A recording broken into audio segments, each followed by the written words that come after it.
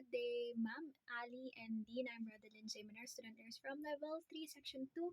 And today I'll be having the short explanation about the family therapy. And prior to explain that is to bridle myself first po.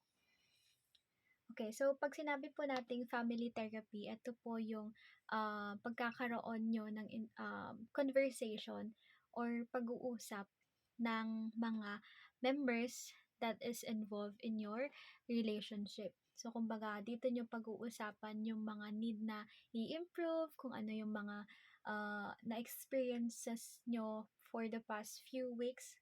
And dito i-explain kung bakit naging ganito yung behavior mo during that day. And then, pag-uusapan nyo lahat yun. And then, lahat ng family or lahat ng member ng family should talk para mas maganda yung palitan ng information. And for you all to avoid assumptions with each other. And then, yung family therapy po is not just about family na yung kadugo mo ba.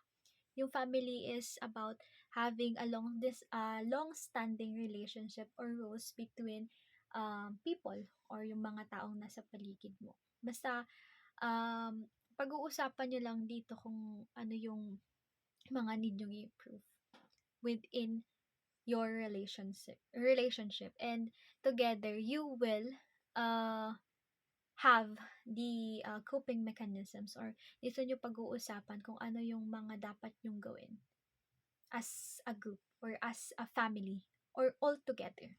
And that's it po for group therapy, for family therapy. Thank you po.